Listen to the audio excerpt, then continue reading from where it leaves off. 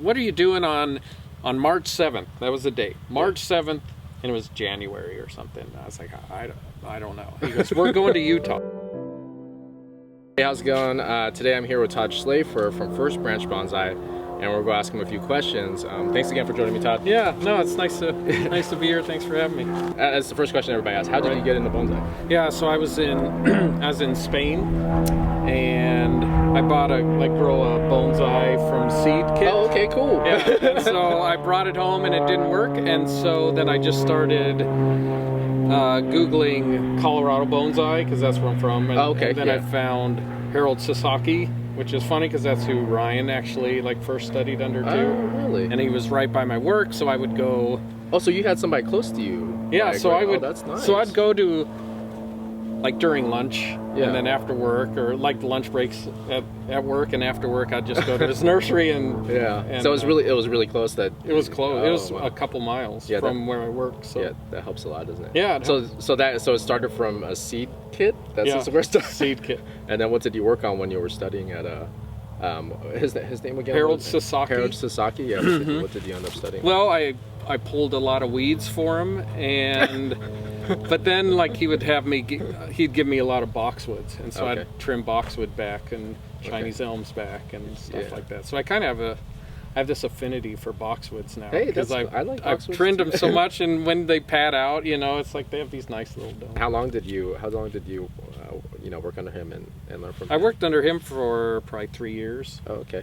3 years, and then I still see him, and I still go and talk to him. And, yeah, that's fantastic. I worked under him for 3 years, and then I got involved with the club in Denver. And, oh, okay. Yeah. And it's the club in Denver is called? The Rocky Mountain Bonsai Society. Oh, okay. All right. So anybody in Denver, Colorado, you got to check that out. Look that up. Then I think you studied with, did you study with Ryan?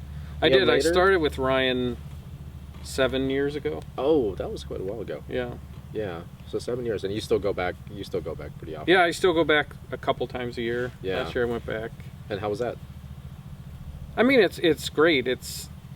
I don't know, I didn't apprentice in Japan. Okay. And so I did this as a hobby, but I just worked, I worked pretty hard at it. Yeah. And so, but also with that, I didn't have the same probably repetition and species that people that apprentice, had exposure to. And so I continue to go back to Mirai and study with Ryan and fill whatever gaps. As I'm out traveling around and working on different people's collections, you kind of. So what have you gravitated toward, in terms of species of trees? Conifers. Conifers? Yeah. Specifically, just any conifer, or do you have a favorite amongst them? Well, my favorite. So the whole time I've been here in California, I've worked. Anytime I get a chance to work on a California juniper, I do, and I just absolutely love them. Yeah. Trees from the Rocky Mountains that I work on a lot are blue spruce. Okay. And then limber pines are a favorite of mine. Okay. And those are native, local. They're native to the Rocky Mountains. That's fantastic. Limbers are a higher elevation. Maybe you can start seeing them around 8,500 feet up to 10,000 feet, and so they're like a white pine. Okay. Just needles are a little longer, but they have that smoother gray bark. But then with the deadwood and that really soft foliage, that contrast is just something that's really nice. And you can find collected material pretty easily on that. Is it easy? Yeah, I mean, limbers are not as easy to find as ponderosas, right? Okay. You can find ponderosas everywhere. Yeah. But limber pines they're a little harder to. You have to walk a little more, to find them. Well, let's talk a little bit about for your business, First Branch Bonsai. So when did you start that one? I started so when I was with Harold, he introduced me to Jerry Morris, who he would just travel around and collect trees for different people. That's what he did. He had a family up by Aspen or something, and they paid him to do that. So he just traveled the country. And so I was at Harold's because we had a little study group. It was me, this guy Will Kearns, Harold, and Jerry. And so you know, I always thought you go to Home Depot, you get a procumbens, and Hey, you still can do that. and it, you know, but in 20 years it turns into this tree that you see in the Japanese the magazines. huge ones? Okay, yeah. And Harold was like, that's not how that happens. And I was like, what? And so Jerry was there, and he goes, what are you doing on March 7th? That was the date, March 7th, and it was January or something. I was like, I don't know. He goes, we're going to Utah. Oh, cool. So on March 7th we went to Utah, and that was the first time where You went. like I saw collected trees, Yeah. or trees like that you could collect, and pinyon pines, you know. So it was Utah junipers, pinyon pines, and we're walking around in the desert, and it's like, oh, that's where these trees come Yeah, from. I think that's the thing that most people don't quite kind of grasp immediately. It's like, oh, they see some of these trees right behind us right here. It's like, is this from like a Home Depot tree? Do I have to wait like 300 years or whatever, or like 100 years? How many generations? So that's kind of how, like, my introduction into collecting trees was. Okay. And so then after that, you know, it was just one of those, that bug bit me too, so I just started collecting trees. So and I'd be up in the mountains, it's like, I don't necessarily want this tree, but I bet someone will. Yeah. So I would dig it, and then I just like thought of, well, what's a good name for a bonsai? And it's like, oh, first branch. People talk about the first branch, so it's like, all right, I'll just do first branch bonsai. And so because it's true, you find some material and you're like, well, somebody's going to like that. Yeah. You know, maybe it, like, you know, I won't get to that one right away. You got another one working on. Right. I can see that. Yeah. That's very cool. So that you started that. When did you start that one? Probably, I don't know, 12 years ago, maybe. Oh wow. 13. Yeah, so it's like right into it. That was. And then Jerry took me, and then so I'd been collecting trees like this whole time. Yeah, so that's quite a while. So if anybody's looking for collected trees, you can always check out. Yeah, and I haven't like updated my website in like a year because I travel so much. So then when people come over, like, I don't know, I have like 200 or 300 collected trees at my house, but on my website maybe there's like 20, and half of them are already sold. So people come over, and, oh man, and they're pretty floored by what's there. So yeah, I have a lot more than. Yeah, that's when you know you got bit by the bug, right? When you look in your yard and it's just like, how did I end up with all these trees? Yeah, and I don't want to get rid of any of them, you know. But that sounds about right. So I know you've been touring around, you know, basically the world, right? Where's the last place that you went? Well, before I came out here, I was in Vermont. Oh, you're in Vermont. Yeah. Oh, okay. And was there a show there, or is it? No, it was just private work, and there was a club there, so I did a day of club stuff. But you've also been traveling overseas as well. Yeah, so this year I was in Belgium. Oh, cool. I went for the trophy. Oh, okay. And Ryan was demonstrating. Yeah. So I helped him do that. And then afterward, I went to Germany. Yeah, so since you've been around, or you've been traveling around and been doing this for so long, like what kind of trends have you seen in the last, say, decade in bonsai? Yeah, I mean, well, within the last like few years, it seems like the quality of trees have really jumped. You know, especially at shows and stuff like that, and a lot of you know, it's like Michael Hagedorn came back first, and then there was Boone before that. You know, so it's like Boone, Hagedorn, and then Ryan came back, and I don't know. It's like the Artisans Cup, I think, was a really big that was show that really kind of elevated the quality of trees. And yeah, I saw the pictures of that show. That was pretty incredible. It was unbelievable. So yeah, I mean, trend wise, it's, I don't know, I just think like the quality of trees they're rapidly being elevated. You don't necessarily have to go to Japan, but because the information's here now, you know, because of the people that went to Japan and have come back. So I've noticed a lot of people that, you know, they haven't gone over there, but there's a lot of talent just like domestically. Yeah, there is a lot of talent here, especially like Sergio Kwan's I'm a huge fan of his. He's back east, and he's deciduous. Oh, okay. But like his conifer work is great too. Oh, so, okay. Yeah, I will check that out. Sergio Kwan?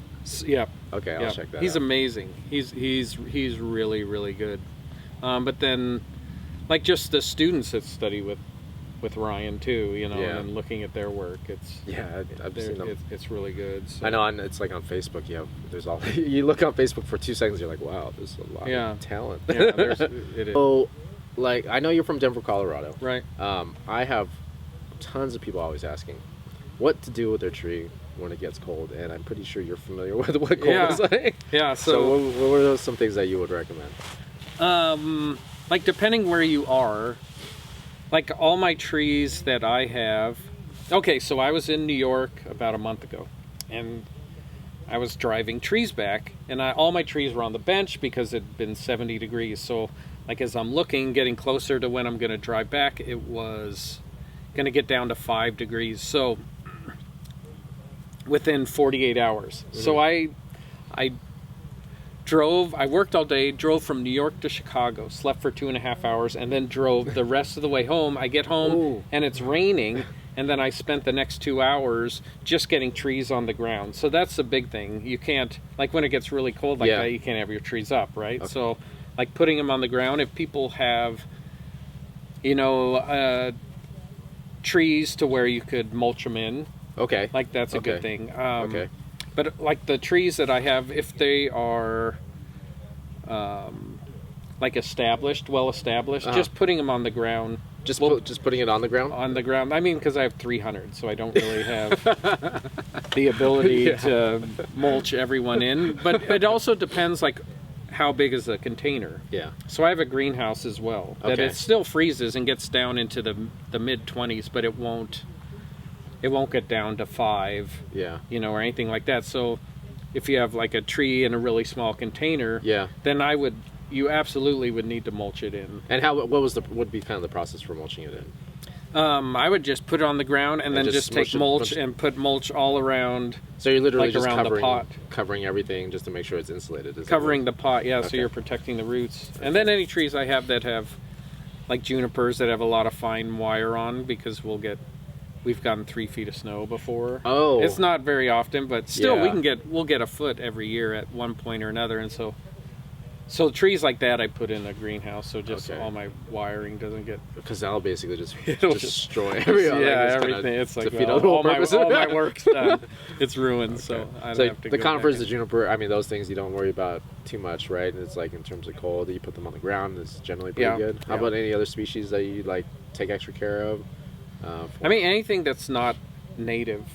Okay. So I have like 1-seed junipers and pinyon pines from New Mexico, so I have to protect those. I protect them a little more, you know. So it's like mulching them in or putting them in the greenhouse, or those are probably the two biggest things. And I also try to, like, I'll put them up against a kind of a north-facing fence, so they don't get a lot of sun. They don't get tons of sun, and it's like protecting them from the wind over winter. Especially when it's when everything's frozen, but a lot of wind can really desiccate them. And so that's kind of just what you do, huh? Mm-hmm. But then the thing is, because you have so many trees, you can only you can only do so much to all of them, right? Sure. Sure. I mean, but still, like someone with maybe 10 trees, you know, if you could put it in an area that's protected from wind and a lot of southern exposure and mulch them in, they should be fine. They should do fine. Yeah, that's great advice. As long as they're like a Rocky Mountain region or something. Like, you don't want to take an azalea in Chicago and just put it on a north-facing fence out of the sun and mulch it in. That's good to clear that up. Yeah. People I know some people I took my Chinese home and put it up. It's like, sorry, I should have verified what I was discussing. So I've got a lot of beginners watch my channel. And they're always looking for advice, and I always like to ask every artist what their advice is. So if you were to give advice for a beginner, what would be your advice for people to start now? Yeah, I guess it's like start with like a cheaper piece of material, and don't be afraid to push it. And what do you mean by push it? Like push the envelope on what you could do, and it's like, because I know a lot of people are it's like they kill a tree and then they get very timid and they don't like push themselves, as far as they can. And so, I mean, I think that's one. And also, it's like looking at your channel, or like there's Mirai Live. How about species? Like, what would you recommend species? Yeah, so depending on where they are, like get a very like hardy specimen, So if you're somewhere where it's colder, like get a ponderosa, because those are really tough trees, if you're going to get like some type of native tree. Blue spruces are very tough too. But yeah, it's like just pull from whomever, and then like like from all the people that you admire, like their work. It's like start looking at them, and then maybe eventually like focus in on one of those people. Yeah. You know, that really, you know, just resonates with what you're trying to create. You know? Okay. All right. Great. Thanks, Todd. Thanks yeah. again. Yeah. No, it's nice to meet you, and thanks for having me.